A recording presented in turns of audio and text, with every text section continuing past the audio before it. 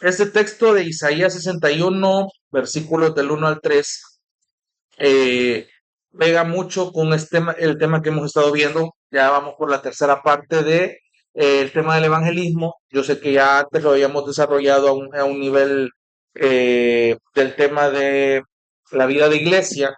Sin embargo, también es necesario verlo dentro del contexto de las disciplinas espirituales. Ya nuestro hermano René lo ha estado diciendo en los dos estudios anteriores. El evangelismo también es considerado una disciplina espiritual dentro de la vida del creyente. ¿Es una responsabilidad de la iglesia? Sí. Evangelizar es una responsabilidad de la iglesia, tanto a nivel congregacional, pero también a nivel individual. Y vamos a llegar a ese punto. Eh, Nuestro hermano René hacía la insistencia de que el tema del evangelismo sí es un asunto de urgencia, porque estamos ofreciendo ese rescate que Dios ofrece para las almas que van camino al infierno. Entonces, quiero repasar una definición que él compartió del teólogo J. Baker, no sé cómo se pronuncia, que él presenta acerca del evangelismo. Este teólogo define el evangelismo de la siguiente manera. Dice que es presentar a Jesucristo en el poder del Espíritu Santo a los pecadores para que puedan venir a poner su confianza en Dios a través de Él y así reconocerlo o recibirlo como su Salvador y servirle como su Rey en la comunión de su iglesia. También él hacía la pregunta al final del estudio anterior, ¿somos de verdad tan evangelistas como deberíamos ser? Y muchos de ustedes respondieron de que lamentablemente ninguno de nosotros puede decir que lo somos, o sea, que no somos los evangelistas que de verdad deberíamos ser, porque el testimonio está en juego y a veces mantener el testimonio es algo muy difícil en las trincheras donde el Señor nos ha puesto y hasta cierto punto como que parece arriesgado en ciertos escenarios dar un testimonio del Evangelio, pero evidentemente no debemos olvidar, pues sí, que causa del Evangelio podemos ser despreciados, podemos ser rechazados, podemos sufrir cierta hostilidad de los incrédulos y hay que entender algo, hermanos. Uno quisiera que dentro del evangelismo los procesos fueran bien rápidos, eh, que es lo que venimos aprendiendo de los métodos anteriores de las iglesias en las que venimos, porque nos pintan la idea de sí, vamos a ganar almas, hagamos esto, hagamos esta actividad, te presento el evangelio, decime amén, decime que sí, y cuando te mueras te vas a ir al cielo y va, la labor ya está hecha, un alma más a mi cuenta, ¿verdad? Que el Señor me ponga un ladrillo ahí en la patria celestial, pero el asunto no es ese. Si hay algo que el evangelismo nos enseña es que esto es un proceso lento. Si usted y yo examinamos nuestra vida desde el momento en el que el Espíritu nos hizo el clic para entender el Evangelio, para arrepentirnos de corazón y reconocer a Cristo como nuestro Salvador, el proceso de madurez no ha sido rápido. El proceso de entender, de aprender, el proceso de poner en práctica, el proceso de renunciar, el proceso de amar, de perdonar, de sacrificar, el proceso de vivir una vida como resultado de haber sido evangelizado es lento. Pueden pasar meses, pueden pasar años, eh, porque de esto se trata, es un constante crecimiento. Entonces, ¿qué le hace creer a usted en alguna ocasión que puede ser rápido? Y gloria a Dios si es así, no estoy diciendo que eso es imposible. Dios puede transformar de manera veloces un corazón, pero el camino a la madurez requiere tiempo, requiere paciencia. Este camino necesita un proceso lento.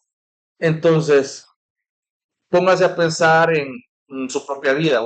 Ustedes y yo fuimos evangelizados en algún momento y no fue de la noche a la mañana que se esperó el resultado. De la misma manera, probablemente si tenemos un incrédulo en nuestra familia o en nuestro trabajo o una persona en específica con quien nos hemos amistado y esta persona sabe usted que probablemente, ya venimos a hablar de lo mismo, ya venimos a hablar de la Biblia. No, pues, hablemos de otra cosa, no quiero arruinar el ambiente ahorita, no, cambiemos de tema. Está bien, o sea, usted puede enfrentarse a ese ambiente de rechazo por años, por meses. Sin embargo, tal como lo respondí en una pregunta que me hicieron, ¿hasta dónde está el límite de nuestro evangelismo? Mientras haya aire en sus pulmones, hermano, usted está llamado a hacer un testimonio del evangelio. Entonces, quiero hacerles la primera pregunta. Si conocemos el evangelio verdadero, este evangelio de Jesucristo, ¿por qué creen ustedes que a veces no tenemos como esa chispa activa para compartirlo? Y yo sé que en algún momento ya me han respondido esta pregunta, pero más que hacerlo primero a nivel de iglesia, porque cree que esa chispa falta a nivel personal. Ok, sí, esto puede traer a la reflexión es, ok, ¿cómo organizamos nuestro día? ¿Hay algún espacio o alguna intencionalidad de con qué parte de mi vida puedo testificar el evangelio? ¿O en qué área? ¿O en qué lugar? ¿O haciendo qué actividad? Y es eso, o sea, estamos tan afanados en agendarnos para nosotros mismos y no está mal. Sin embargo, podemos perder ese enfoque si eso se torna un hábito mensual, ¿verdad? Semanal. Gracias, hermana. Gracias. Fíjese, ella me hizo recordar justamente a un pastor que yo conocí en Honduras, un compañero del seminario, que no recuerdo el nombre del pastor de este compañero de su iglesia local, pero él mencionaba algo. Yo veo este tema del evangelio tanto para creyentes de inconverso en dos partes, que se ha escuchado, decía él, de personas cristianas que han tenido visiones del cielo, que han estado en el cielo y han vuelto a contar. Hay personas que han estado en el infierno, dicen, y han venido a testificarlo. En ambos lados hay un testimonio, pero qué interesante es, dice que si alguien experimentara una visión celestial por 10 segundos, probablemente no regrese igual y diera testimonio de eso. Su vida no sería la misma. Pero ¿qué pasaría si alguien tuviera una visión del infierno? Creo yo que tendría el mismo efecto. Su vida ya no sería la misma y de igual manera diera testificar al respecto. Pero ¿cuál es el punto acá? Que el Evangelio plasma ambos escenarios y ese es el error que se está cometiendo a la hora de hacer evangelismo. ¿Cómo así? Eh, nos vamos a los extremos. Hablamos demasiado del cielo, que no está mal, que la Biblia promete una eternidad, el Evangelio nos apunta a una eternidad, esta vida cristiana de altibajos nos promete una eternidad, pero sin olvidar también que existe un castigo eterno, donde justamente lo que hermana Rosling mencionaba, que al final, de una u otra manera, alabar a Dios se resume en la acción de reconocer con nuestros labios y con un reconocimiento físico que dice que toda rodilla se doblará, toda, toda la rodilla de cualquier criatura, o sea, el ser humano, va a reconocer que Jesús es el Señor. Eh, y eso incluye tanto a los redimidos como a los condenados.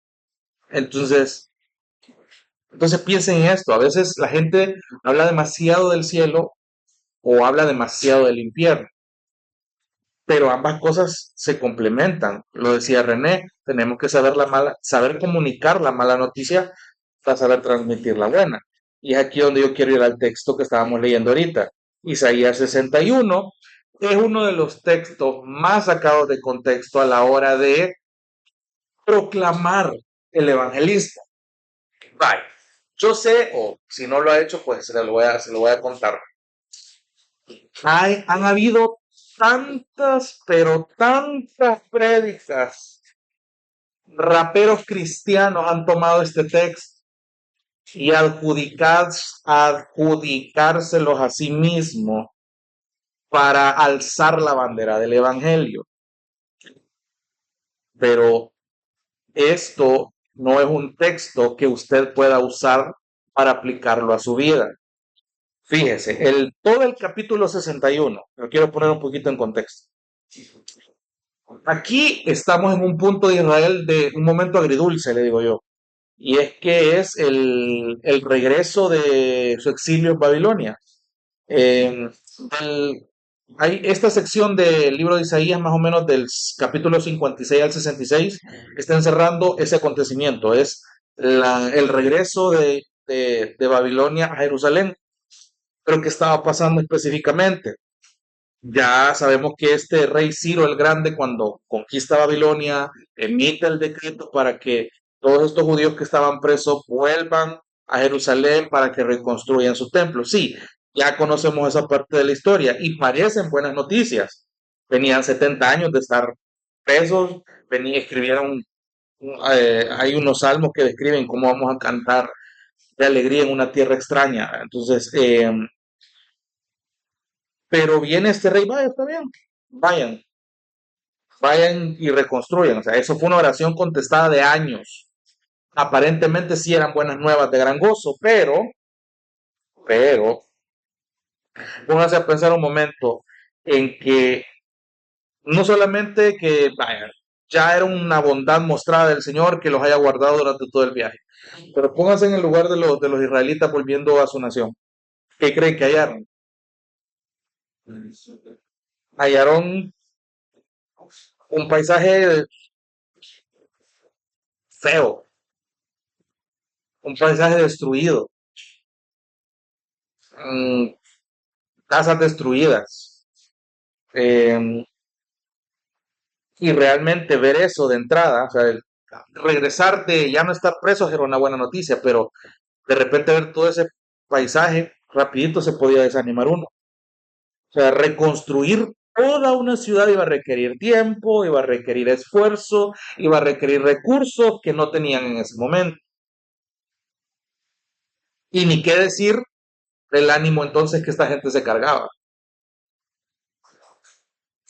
Pero en esta sección de 10 capítulos, del 56 al 66, Dios le dice a Isaías que profetice una palabra de consuelo donde Dios está prometiendo este consuelo. Miren, yo sé que puede parecer un desánimo ver esta condición ahorita. Sin embargo, hay buenas noticias. Dios va a intervenir no solamente para reconstruir físicamente su ciudad. Leamos los primeros 3 versículos. Este texto lo lee Jesús en el Nuevo Testamento y él sí le da una correcta interpretación a este texto. Y ni así la gente entiende este texto. Solo fíjense en el título, Buenas Nuevas de Salvación. Este es Isaías, este es Dios hablando a través de Isaías a un pueblo recién llegado en medio de escombros. Entonces, el Espíritu del Señor Dios está sobre mí, porque me ha ungido el Señor para traer buenas nuevas a los afligidos.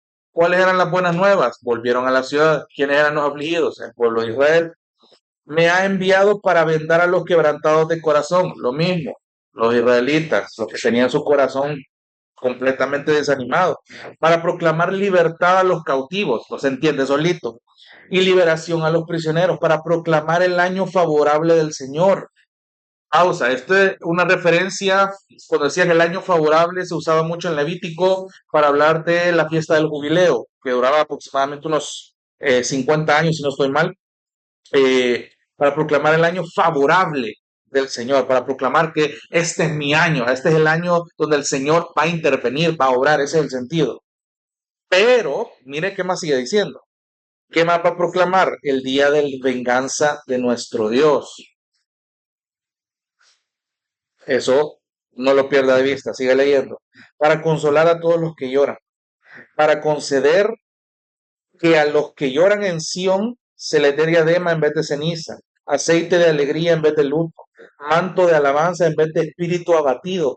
¿Para qué? Para que sean llamados robles de justicia, plantío del Señor, para que ¿quién sea glorificado?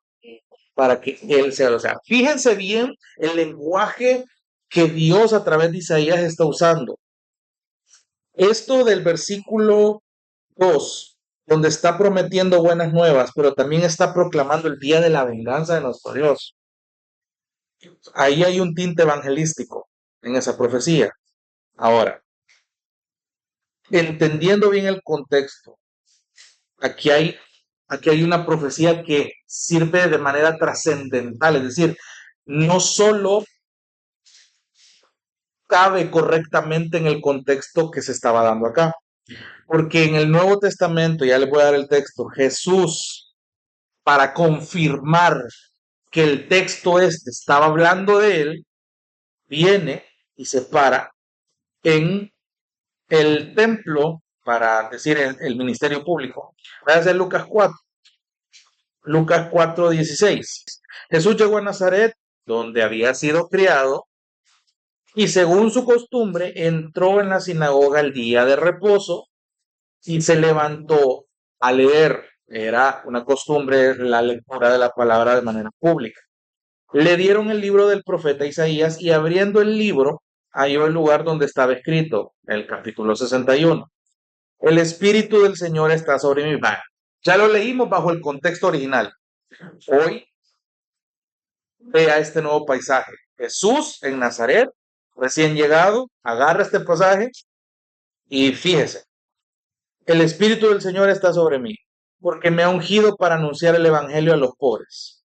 Me ha enviado para proclamar libertad a los cautivos y la recuperación de la vista a los ciegos, para poner en libertad a los oprimidos y para proclamar el año favorable del Señor. Versículo 20. Cerrando el libro, lo devolvió al asistente y se sentó, y los ojos de todos en la sinagoga estaban fijos en él. Y comenzó a decirles: Hoy se ha cumplido esta escritura que han oído. Todos hablaban bien de él y se maravillaban de las palabras llenas de gracia que salían de su boca y decían: ¿no es este el hijo de José? Entonces, y ahí sigue haciendo otras confirmaciones acerca de su ministerio público. ¿Qué quiero llegar con esto? Se entiende el contexto en el que fue escrito, se entiende por qué Jesús toma este texto y se lo adjudica él mismo, porque básicamente, luego de ser bautizado, el Espíritu del Señor se posa sobre Cristo y tiene completamente el sentido de lo que dice Isaías y lo que Jesús repite acá. El Espíritu del Señor está sobre mí porque me ha ungido para anunciar el Evangelio a los pobres, porque me ha enviado para proclamar libertad a los cautivos y la recuperación de la vista a los ciegos, poner en libertad a los oprimidos. Pareciera, hermanos, y aquí es donde yo quiero hacer la pregunta, pareciera que hay validez para que usted agarre ese texto y lo agarre para usted. Mi pregunta es, ¿por qué no podríamos adjudicarnos este texto de Isaías a nosotros? Porque hay muchos creyentes en la rama evangélica que agarran este texto para hacer evangelismo, poniéndose como misión este texto. Pero hay un detallito que quiero escucharlos. En Lucas 4:21, Jesús mismo está confirmando el cumplimiento de esa profecía para ese momento de la historia. Por lo tanto, hermano, la de interpretación básica de la Biblia. Usted no puede adjudicarse un texto que ya tuvo su cumplimiento en un momento de la historia y que fue profetizado todavía en el Antiguo Testamento. O sea, eh, esto es como decir eh, que yo puedo tener la capacidad de apedrear un gigante y usted puede ver un montón de sermones hablando de eso. Que ahora nosotros somos el nuevo David, Goliat son todos nuestros problemas y Dios nos equipa con las piedras de la verdad del Evangelio para machacarle la cabeza a ese diablo. Entonces, se da cuenta, o sea, pueden cuadrar las figuras, pueden cuadrar las imágenes y la gente dice amén, pero lo que le pasó a David no es obligación, no es norma que me pase a mí. Así como Dios trató con Abraham, no puede ser la misma manera en la que trate a mí, y usted lo puede ver hoy. La misma manera en la que Dios está tratando con mi hermana Evelyn Orante y mi hermana Evelyn Espinal es muy diferente a la de mi hermana Rosny y a la de Sarita. Pero eso no quiere decir que la experiencia de ella va a pasarme igualito a mí, para yo aprender lo mismo de la misma manera en igual medida. Ahí es donde el evangelismo también tiene un propósito. Por eso, hermanos, a mí me encanta la idea que nos vino a recordar un hermano de Guatemala, aquí a Gracia y Verdad, de que el Evangelio se recuerda a diario entre creyentes. No se limita simplemente a cuando usted nació de nuevo tuvo que aprenderse toda esta historia. No. El Evangelio usted lo ve en la practicidad de su día a día. Entonces, ¿por qué no tiene sentido adjudicarme este texto? Porque ya tuvo su cumplimiento. Ya tuvo su cumplimiento. O sea, esto es como el Espíritu del Señor está. Yo le puedo hacer estos mismos argumentos. Sí, pero el Espíritu del Señor está sobre mí, estuvo sobre Jesús, pero está sobre usted también. Sí, usted ha sido ungido para anunciar el Evangelio a los pobres. Sí, pero esto está hablando en un contexto de que por primera vez el Mesías estaba encarnándose y él había sido especialmente comisionado para este propósito. Usted no iba a morir en la cruz. Por lo tanto, adjudicarse ese texto como, mire, él me ha ungido para anunciar el evangelio a los pobres, pobres de espíritu. Me ha enviado para proclamar la libertad a los cautivos. Tenía sentido ahí en el Antiguo Testamento, en el Nuevo Testamento pareció no tener mucho sentido hasta que se dieron cuenta que estaban cautivos de sus pecados, al igual que hoy. A la recuperación de la vista a los ciegos. Imagínense, pregúntele a uno de que se fue, te envió a restaurarle la vista a los ciegos. ¿Cómo va a hacer eso? Es que el Señor me dio don de sanidad. Bueno, ahí nos estamos metiendo en otro Cristo, pero eso ya te está descalificando para que usted se adjudique ese texto. Usted ha sido enviado para poner en libertad a los oprimidos. Puede ser, pero no es usted quien liberta a la gente, es el Espíritu Santo a través de usted, que es diferente. Pero usar este texto no funciona. Para proclamar el año favorable del Señor, sí, cada domingo nosotros estamos proclamando, de cierta manera, con la palabra leída, cantada, orada y predicada, que es el año favorable del Señor. ¿En qué sentido es el año favorable del Señor? Que mientras la palabra siga siendo expuesta, el Espíritu Santo sigue interviniendo en los corazones, mientras el Señor y su Espíritu Santo sigan extendiendo esta misericordia y oportunidad para rescate de las almas. Ese es el punto del año favorable del Señor. No es que vamos a celebrar fiestas todos los domingos con temáticas diferentes para celebrar el evangelismo. No se trata de eso. No se trata de eso. ¿Alguna vez usted se adjudicó este texto? ¿O tuvo, conocer a alguien usted que se haya adjudicado ese texto? Ya sabemos definir el evangelismo, ya sabemos definir el evangelio, espero yo que sí, a René se los preguntó, en palabras sencillas, y hay algo muy precioso que yo quiero dejar en claro. Dios a cada uno de nosotros nos ha dotado de una personalidad única en ese sentido.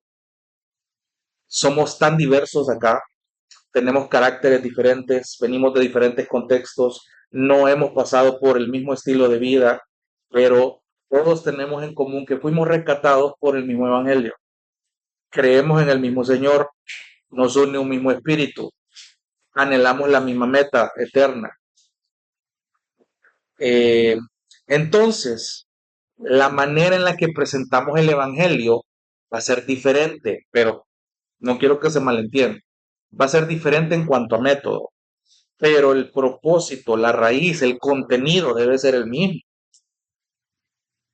Y aquí es donde a veces esto puede sonar chocante, porque volvemos al ejemplo que había puesto Raquel hace unas semanas de la muchacha esta que fue a evangelizar, bueno, básicamente a dar unos papelitos ahí en el desfile del orgullo que se hizo aquí en San Salvador, y les dijo, tu identidad no está en esto que tú crees, tu identidad está en el Señor. Me permití orar por vos y ustedes ven y no es el cuadro común porque la gente accedió al mensaje de ella. Y al final estas personas permitieron que esta muchacha orara por ellos. Ahora, ya desglosamos esa parte. Lo que hoy es, tuvo un principio activo de evangelismo, eso sí, porque no dijo ninguna mentira, no dijo ninguna herejía, pero ya vimos que fue lo que faltó en ese cuadro. A lo que voy es que ustedes y yo, que ya conocemos ambos extremos, que el evangelio equilibra, Dios nos da la capacidad de poder presentar el evangelio de maneras distintas. Ese es mi punto. Podemos presentar el evangelio de maneras diferentes, No es lo mismo el evangelio en los labios de la hermana Rosny que en los labios de la hermana Dina. Pero eso no significa que se van a salir de lo que la Biblia dice. A eso me refiero. Que en el buen salvadoreño no se van a salir del huacal en ese sentido. Entonces, hermanos, quiero que recuerde algo muy importante. Y aquí es donde yo les hago la pregunta. Sí, cuando ustedes comparten el Evangelio, es porque ustedes ya en primer lugar lo vivieron, o lo están viviendo, lo están experimentando. Y yo sé que René ya les ha preguntado acerca de cómo fue su conversión, cómo fue esa experiencia de estar asombrados por la palabra, de que les haya calado y que empiecen a entender esta maravilla de, híjole, nunca había entendido este texto de esta manera. Pero mirémonos hoy, porque me incluyo. Hay desgastes diarios, hay rutinas que nos afanan y poco a poco ese deseo de hablar del evangelio a otros como que se ha enfriado. Eh, y quisiera que usted meditara y lo pudiera compartir con nosotros. De qué manera este desgaste posiblemente ha enfriado es levemente ese deseo de invitar a otros o de hablar muy sutilmente o muy directamente de este evangelio. Ha logrado identificar. Fíjese que yo me hice una observación similar pensando en los misioneros. Por ejemplo, me di cuenta de una increíble labor misionera que hay en Honduras, hoy por hoy, cuando yo estuve en el seminario, y que llegaban estudiantes y yo los escuchaba, que yo sé que el Señor me ha llamado a, a plantar una iglesia, a hacer labor misionera, porque ese es como pero ¿cuál es la labor? O sea, ¿qué diferencia? Y esto se lo escuchaba a Paul Washer, pero ¿cuál es la diferencia entre la labor misionera y la labor pastoral? Es la misma. O sea, tú vas y tratas con pecadores y los guías hacia la cruz para que se arrepientan y se santifiquen cada día más, con la diferencia del lugar, la región y la cultura. La labor misionera no es la misma y se resume en, vaya, ¿qué pasa si un día yo me pongo a hacerme esta pregunta y decir, híjole, pero ¿por qué no me nace evangelizar? ¿Por qué siento un desinterés? ¿Será que de verdad entonces, o sea, porque si no me nace, yo estoy desobedeciendo la gran comisión, porque Jesús le encomienda esto a todo aquel que se llame discípulo suyo. Entonces, ajá, y ahí es donde yo quiero complementar un poco, porque a veces yo me pregunto, ¿será que yo no tengo el talento para evangelizar? Quizás el Señor me llamó a la música, yo puedo consolarme con eso. Esa es mi manera de evangelizar. Pero en ningún momento la Gran Comisión dice, sí, cantate alabanza y vas a ver cómo muchos se convierten a Cristo. Y ahí tiene el montón de gente convertido a través de una alabanza. Bueno, eso no es evangelismo. Eso no es evangelismo. Exacto. No, pero hermano, o sea, de hecho, y otra vez, ¿es válida hacer esa pregunta hoy después de estar que 9, 10 años en la iglesia de gracia y verdad?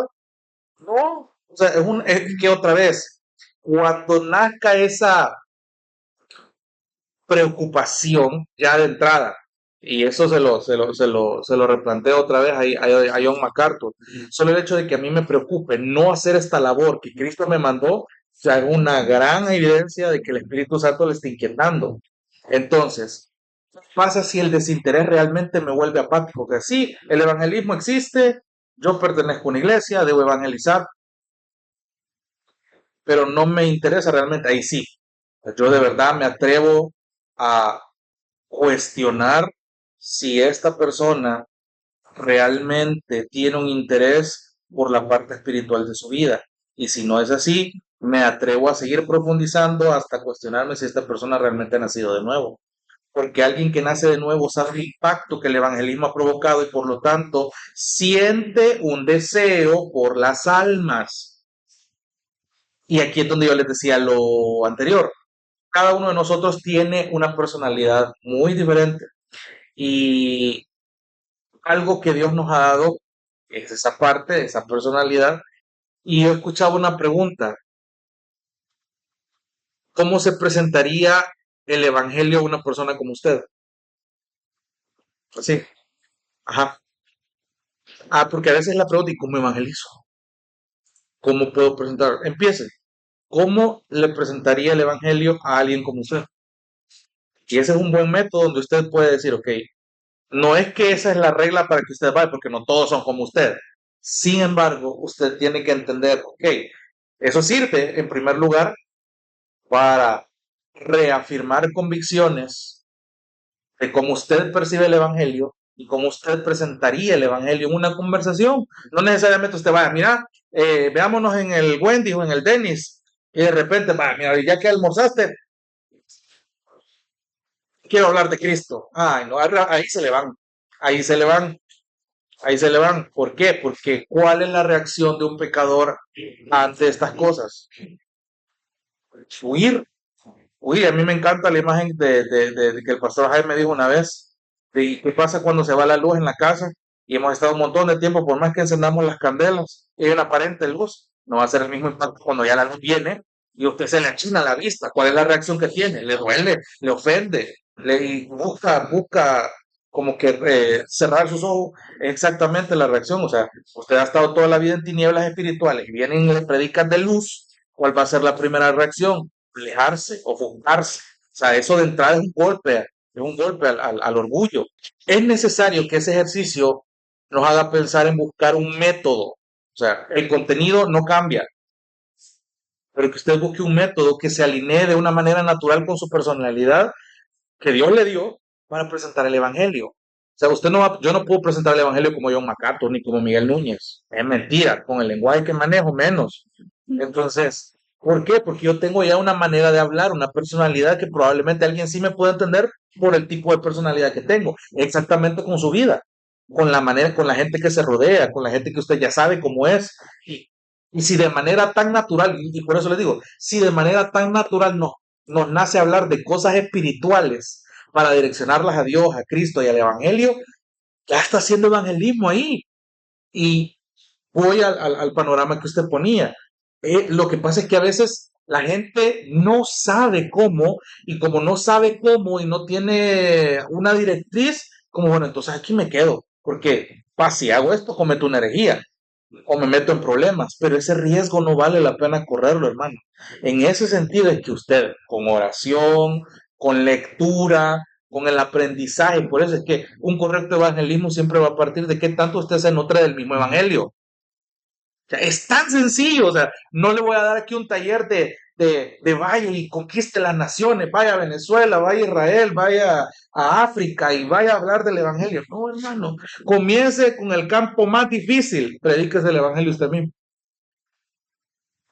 Predíquese el Evangelio usted mismo y se va a dar cuenta cómo la obediencia va a surgir, la gratitud va a surgir, santidad va a surgir. Esas tres cosas que le acabo de decir, y si tiene chance de anotarlas, anótelas.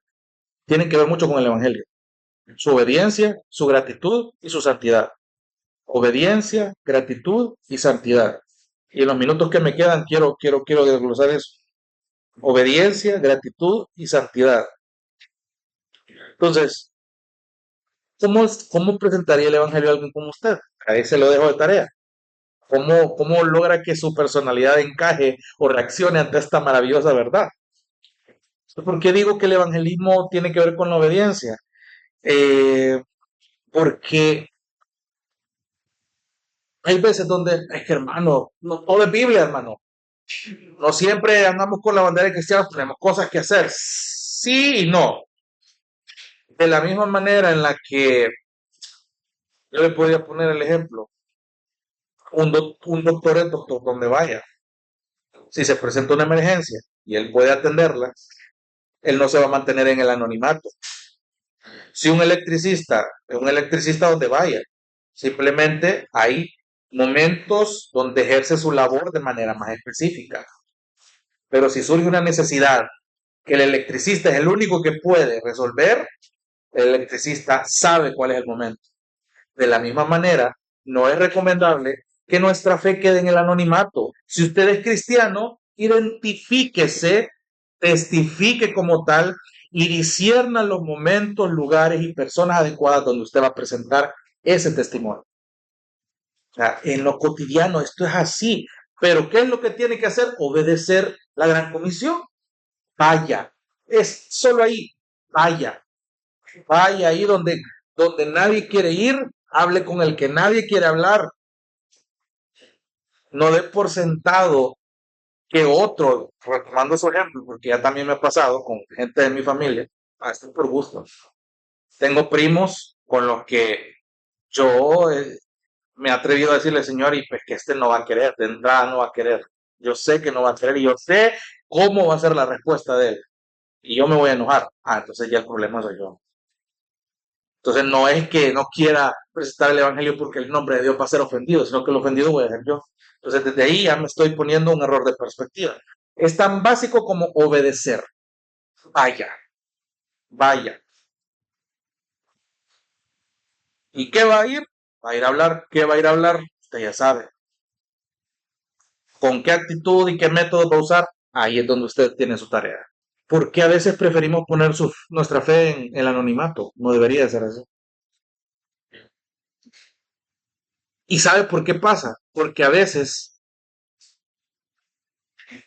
proclamar que somos cristianos ya nos pone la obligación de portarnos bien, porque cabal, agarró el riesgo de que pues, no me puedo molestar como yo quisiera. No puedo decirle las cosas que quisiera porque aquel o aquella me están viendo, me están oyendo, me están observando. Y yo quisiera, por eso mantengo mi fe en el anonimato para poder tragarme mi coraje como yo quisiera, o no hacerlo, o para desahogarlo, descoserme. Pero ahí, note, ahí el Evangelio está hecho práctica en su vida, porque el Evangelio le pone un límite a su corazón pecador. Porque usted es un hijo de Dios, es una hija de Dios. Por lo tanto, solo en esa parte, lo que cree y lo que vive, tiene que haber una congruencia.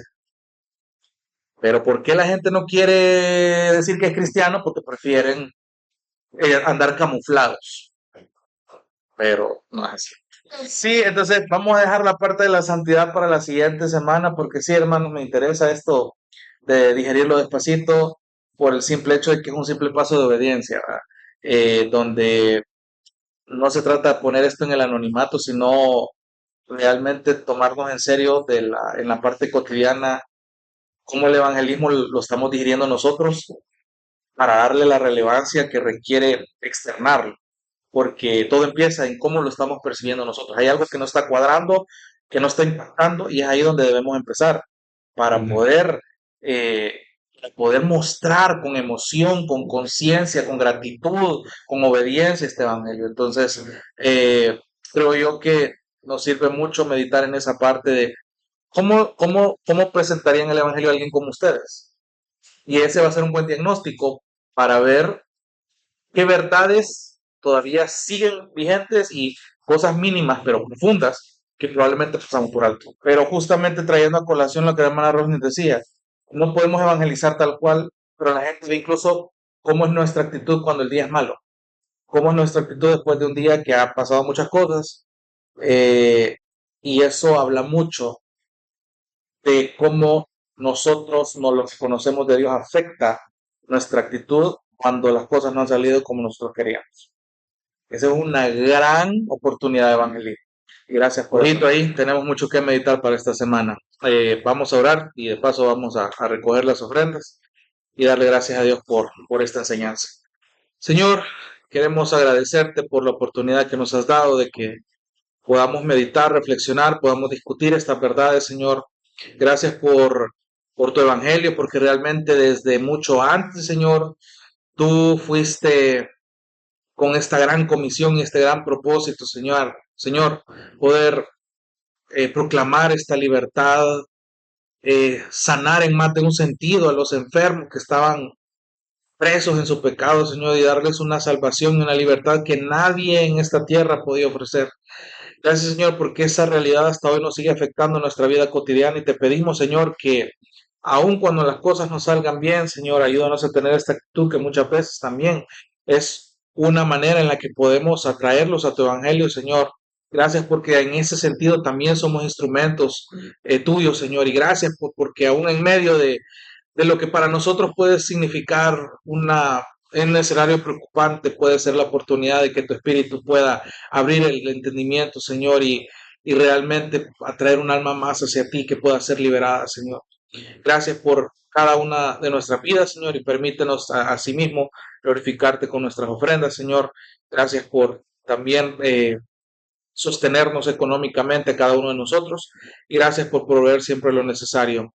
Gracias por todo, Señor. En el nombre de Jesús te damos la gloria. Amén y amén. Dios te bendiga. Realmente es un privilegio para nosotros que puedas escuchar el mensaje de la palabra de Dios. Esperamos que Dios obra en tu vida grandemente a partir de lo que puedas escuchar y aprender a través de este sermón.